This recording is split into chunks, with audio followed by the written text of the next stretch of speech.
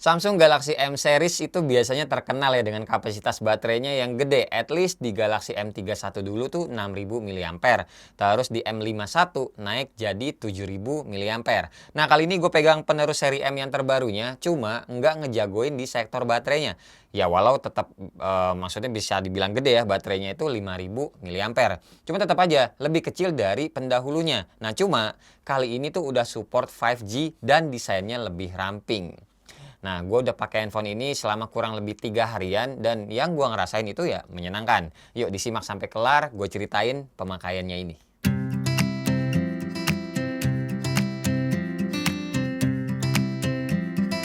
Hai semua, gue Wasa.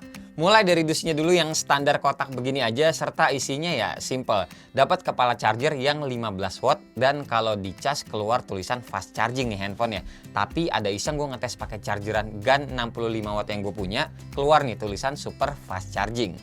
Lanjut ke handphonenya, ini kayak yang gue bilang tadi ya, termasuk slim sama enteng sih buat ukuran baterai 5000 mAh. Dan kalau ngomongin lebih lanjut soal kapasitas baterainya yang lebih kecil dari seri pendahulunya, gue pribadi bisa ngebilangnya adalah wajar. Kenapa? Karena kalau teman-teman perhatiin, handphone-handphone yang ada seri 4G dan 5G-nya tapi dengan tipe yang sama, biasanya tuh emang selalu ada spek yang sedikit dikurangi kalau di tipe handphonenya yang sudah mendukung 5G. Wajar ya, karena sama-sama kita tahu chipsetnya yang bisa 5G itu hitungannya kan masih langka dan harganya juga tinggi. Jadi mesti ada yang disesuaikan. Balik lagi, tapi baterai 5000 mAh ini tuh menurut gua masih oke-oke aja buat pemakaian sehari-hari. Terlebih kita juga dapat chipsetnya bagus, Snapdragon 778G. Gue ngetes AnTuTu benchmark sampai 3 kali berakhir dengan skor 500 ribuan. Dari awalnya cuma 450 ribuan. Ngetes Geekbench 5 dapat segini skor single dan multicore-nya. Aman lah pokoknya buat ngelibas game-game Android zaman sekarang. Terus yang gue pegang ini juga device-nya, RAM-nya itu 8GB serta internal storage-nya 128GB. Yakin aman sih pokoknya buat multitasking harian. Dan satu hal lagi yang menurut gue menarik, ini Samsung udah nyematin RAM Plus di M52 5G ini. RAM Plus ini tuh fungsinya mengoptimalkan performa smartphone biar tetap kencang dengan RAM tambahan yang dialokasiin dari ROM atau storage yang tersedia. Ibaratnya cara kerja RAM Plus tuh kayak di jalan tol dan ada bahu jalan nih. Pas jalanan macet, sebagian mobil itu dipindahin ke bahu jalan dan mobil-mobil yang lain itu diprioritasin biar tetap bisa melaju dengan cepat. Lebih lanjut soal performanya nih, gue ada ngetes PUBG, dapat grafiknya Smooth Extreme, Balance Ultra, HD Ultra, HDR Ultra, dan ke kanannya belum bisa. Terus lanjut lagi game setan nih yang sekarang tuh udah makan memori hampir 15GB. Ini defaultnya tuh low 30 fps. Kalau mau dipaksain 60 fps juga bisa, cuma dari gue pribadi tetap enakan mainnya secara default aja. Dah, kita ngikutin jalan ceritanya aja lah. Nah, soal jeroan, pokoknya gue sampein dulu di awal ini ya. Soalnya takut teman-teman tuh underestimate dulu sama handphone ini yang baterainya tuh malah lebih kecil daripada biasanya.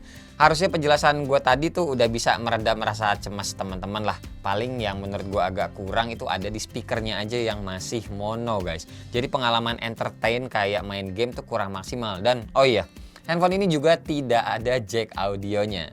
Nah, sekarang bahas ke interface bodinya deh. Dari awal tadi kita habis buka dus ya, kita tuh tidak dapat casing sama nggak dapat anti gores juga. Ini lumayan PR buat gue pribadi ya, nyari-nyari aksesoris kalau handphone terbaru tuh agak susah, apalagi Android.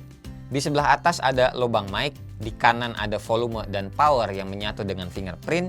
Di sebelah kiri ada slot SIM card hybrid, SIM 1 dan SIM 2 atau SIM 1 dengan micro SD aja. Di bagian bawah ada mic, Type-C dan speakernya yang tadi. Nah, terus di paket penjualannya juga kita tuh nggak dapat dongle-nya, tapi udah banyak sih pilihannya kalau teman-teman mau nyari dongle buat si Samsung ini. Jadi ya gampang lah. Buat bodinya sendiri materialnya polikarbonat semua, baik frame ataupun back covernya. Punya finishing glossy dengan garis-garis vertikal begini dan balik lagi kayak yang gue bilang tadi ya. Handphone ini tuh termasuk slim banget buat ukuran baterai 5000 mAh. Enak banget gitu guys buat dipegang itu. Layarnya so pasti pakai panelnya Super AMOLED ciri khasnya Samsung ya dengan ukuran 6,7 inch Full HD Plus serta support refresh rate 120Hz. Nah, yang ini juga termasuk hal baru di kelasan mid range-nya Samsung terutama di seri M guys. Buat softwarenya pas gue nyalain waktu itu ada update ya, dan ya udah langsung gue update. Terus jadinya sekarang tuh One UI versi 3.1 berbasis Android 11. Terus catatan juga nih buat teman-teman yang mungkin nantinya akan membeli handphone ini, pas pertama kali masukin akun Google, doi minta update guys sampai 40 aplikasi. Buset. Saran dari gue cari WiFi aja deh ya. Soalnya lumayan kalau teman-teman tuh pakainya data seluler. Terus buat memori awal yang kepakai by system ada sekitar 26 GB-an. Masih banyak lah pokoknya sisanya. Terus buat jaringan 5G-nya nih udah keluar opsinya di bagian setting, dan ya udah tinggal dipakai aja. Mungkin sekarang cuma operatornya Telkomsel aja ya yang mulai nyebar pelan-pelan soal 5G-nya. Ya sembari nanti semuanya itu akan merata. Nah sekarang kita lanjut ke kameranya. Buat kamera belakang ini ada 3 ya. Resolusinya tuh lensa utama 64 megapiksel, ultrawide 12 megapiksel, serta makro 5 megapiksel. Buat lensa selfie-nya gede 32 megapiksel. Nah ini kalau ngomongin UI kameranya sebenarnya gue nggak bisa ngomongin banyak sih ya, soalnya tuh udah mirip-mirip dengan Samsung yang lain. Paling ada mode fun aja ini yang sebenarnya tuh mirip-mirip kayak filter Instagram, dan ya udah kalau lagi gabut bisa main-mainin mode kayak begini sih guys. Buat perekaman videonya, kamera belakang ataupun depan bisa ngerekam maksimal 4K 30 fps, dan ada mode super steady-nya juga, tapi khusus yang kamera belakang aja, yang depannya ini nggak ada. Lanjut, buat mode more-nya ada segini banyak nih opsinya.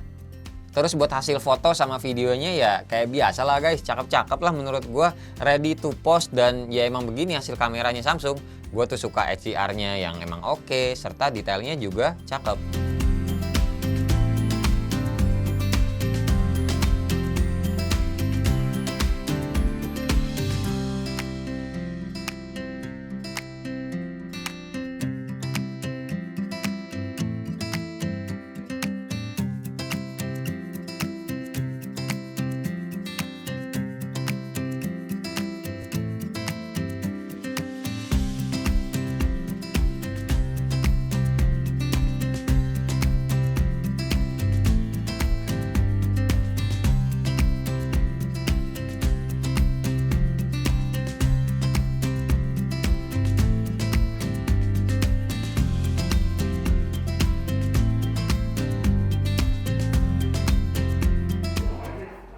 Oke, kamera belakang Galaxy M52 5G. Pakai masker ya, gitu dong Bu. Oke, sekarang coba jalan. Ini super steady-nya gue nyalain ya. Kamera belakang doang yang ada. Nanti kita pindah ke kamera depan ya, nggak ada. Sementara dilihat dulu hasil super steady-nya seperti ini.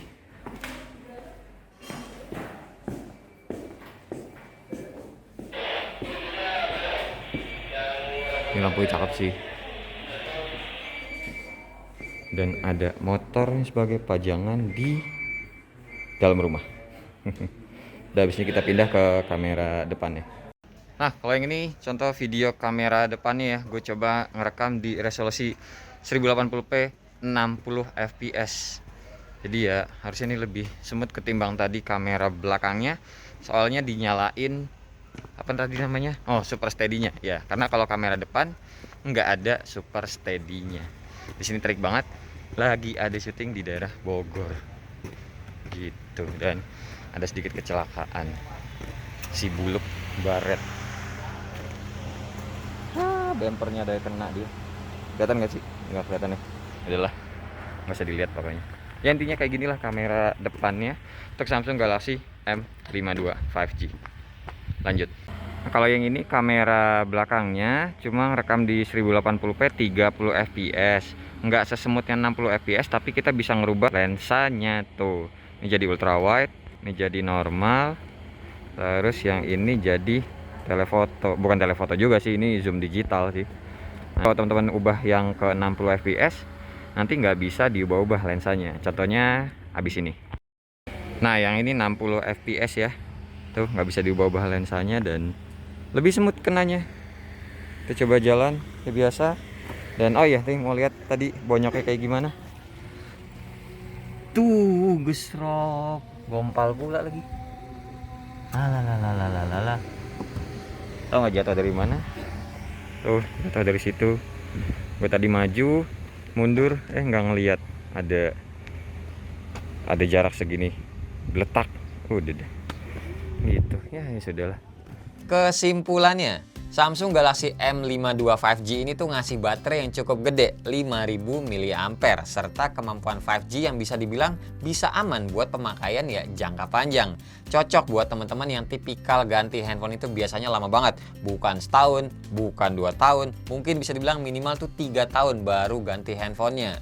Feels dipegangnya juga enak dan nggak neko-neko. Kameranya bagus, cukup bisa diandelin buat sehari-hari dengan mode normal dan ultra wide-nya selama pemakaian. Jujur ya, kalau gue sih yang makro jarang banget pakai. Seminggu sekalipun bisa, ya belum tentu sih. Harga handphone ini tuh 5.399.000 dan dari tanggal 25 sampai 31 Oktober lagi ada flash sale di beberapa e-commerce kayak samsung.com/id, Blibli, Eraspace, Lazada, Shopee, dan juga Tokopedia serta e-commerce lain yang teman-teman biasa datengin. Dan di tanggal tersebut, teman-teman itu bisa dapetin handphone ini si Galaxy M52 5G dengan harga 4.999.000. Flash sale ya, inget ya, lumayan kan segitu potongannya. Paling tambahan dari gua kayaknya seru nih kalau kita bandingin sama Samsung Galaxy A52s 5G nih, soalnya ya kebetulan masih lagi gue pegang. Next deh ya kali ya guys di video yang lain. Sementara ya segini dulu video review dari gua untuk Samsung Galaxy M52 5G. Semoga bisa mencerahkan buat teman-teman yang emang lagi ngincer handphone 5G dan serinya Samsung yang seri M. Dan ya udah paling segini aja video sharing-sharing gua tentang pemakaian Samsung Galaxy M52 5G ini. Terima kasih pokoknya buat teman-teman yang udah nonton dari awal sampai akhir, dan seperti biasa nggak usah di like, nggak usah di share, dan nggak usah juga di subscribe channel ini kalau tidak bermanfaat. Tapi kalau bermanfaat silakan share juga dong ya ke teman-teman, siapa tahu nambah pahala. Sampai ketemu di video selanjutnya. Bye bye. Cheers.